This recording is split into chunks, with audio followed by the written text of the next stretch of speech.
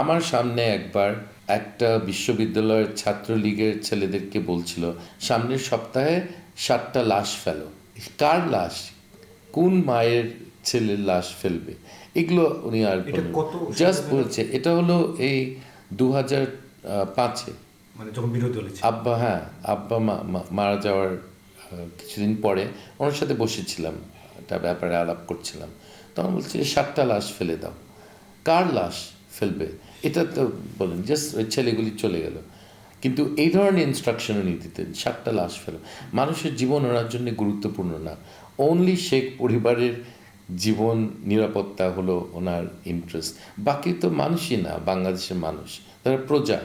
প্রজাতন্ত্র মানে সত্যি প্রজাতন্ত্র, প্রজাতন্ত্র না, মানে প্রজাদের দেশ। এটা শেখ হাসিনার রানী আর বাকিগুলি প্রজা, এভাবে উনি চিন্তা করতেন। এবং এই জিনিসটা ওনার চারিপাশের লোক যারা বুঝে গেছে তাদের সরে না যাওয়াটা খুব অন্যায়।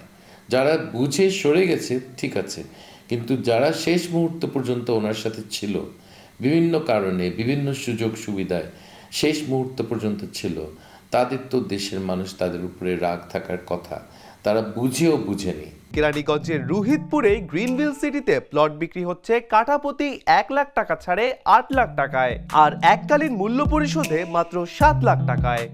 সাধারণ মানুষ কিভাবে শেখ হাসিনাকে, তার পুরো গোষ্ঠীকে ঘৃণা করে, এটা তার কোনো ধারণা ছিল না। এটা আমার এখনো মনে হয়, দিল্লিতে বসে ওনার কোনো ধারণা নাই দেশের মানুষ কত ঘৃণা করে এই মানুষটিকে, এবং তার ফাঁসি চায় বেশিরভাগ মানুষ।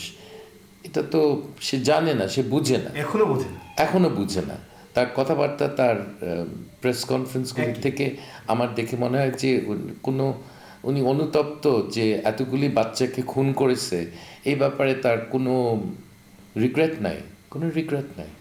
এটা একটা মানে এটা হলো মোস্ট ডেঞ্জারাস সাইকোপ্যাথ, খুনি। যে খুনির তার কাজে সে কোনো ফিলিংস নাই, কোনো অনুতপ্ত হওয়ার কোনো কারণ নাই তার। এটা হলো শেখ হাসিনা। শেখ হাসিনা কি আসলে মানুষ হিসেবেই একটু উগ্র বা এরকম? সবসময় ছিল, এটা সবসময় ছিল। যারা ভিতর থেকে ওনাকে চিনে, আমরা তো জানি ওনার মধ্যে এই সাইকোপ্যাথ টেন্ডেন্সিস ছিল। দেশে দেশে সবার সাথে দ্য নিউজ।